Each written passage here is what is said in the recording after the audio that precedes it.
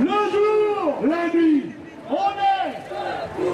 Le jour, la nuit, on est debout.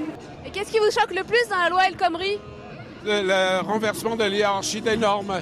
Nous, qui représentons beaucoup de gens qui travaillent par intermittence et sous les contrats à durée déterminée, de très courte durée, si ce sont les entreprises, et essentiellement des TPE pour qui on travaille, qui ont la main sur les conditions de travail, sur les salaires, s'ils peuvent changer les règles qu'on a mis des années à mettre en place avec nos conventions collectives, et nous en avons plus de 7 conventions collectives à couvrir, on est mort.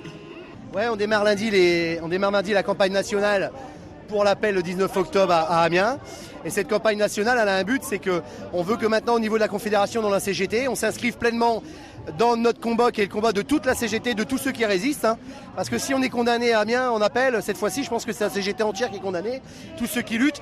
Donc notre objectif, c'est de faire en sorte qu'on mette tous les moyens nécessaires, notamment les moyens de transport, pour qu'à Amiens, ce soit une des plus grosses manifs que la France ait connues, qui soit au moins à la hauteur de la répression qu'on connaît, c'est-à-dire une première sous la 5e République, quoi.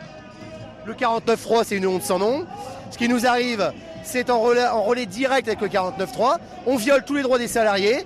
On a un gouvernement qui est complètement paumé à la rue. Mais en tout cas, il y aura les élections, c'est une chose, mais il y aura surtout la rue avant. Il faut combiner les deux. Moi, je leur promets une chose, une branlée phénoménale à la hauteur de ce qu'ils nous ont fait. En tout cas, je la souhaite de tout mon cœur. Et on est mécontent de la politique générale du PS. Il nous a menti, en plus pour les jeunes, les personnes à la retraite, le service public qui doit défendre, et il défend plutôt le capitalisme.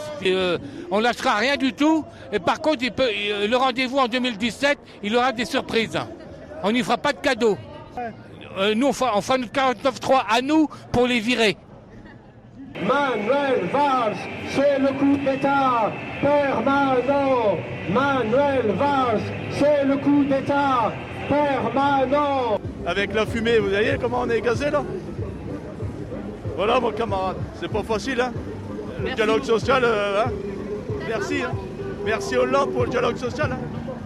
Ah ben moi oui, je continue le mouvement dans l'éducation beaucoup parce que je suis en zone d'éducation prioritaire, et ce qui me révolte beaucoup en ce moment, c'est que les lycées d'éducation prioritaire ne seront bientôt plus en éducation prioritaire, et ça on n'en parle pas beaucoup encore, mais c'est très grave. Quand on voit, on parle tout le temps, on a eu l'obsession du djihadisme, des machins, où on a l'impression que toute la banlieue c'est des criminels, des islamistes, etc. Mais avant tout, beaucoup de gens dans les banlieues sont des gens pauvres dont on ne s'occupe pas et qu'on a abandonnés. Et criminaliser les pauvres, moi je suis contre, voilà. Les droits des travailleurs, on leur dit quoi? Résistants. Encore une fois, résistants. On vous entend pas, résistants. Cette petite promenade, eh bien pour une fois, on était dans un cordon CGT et on s'est pas fait gazer. C'est incroyable, hein? Pour une fois, j'avais tout prévu et je suis déçue, quoi.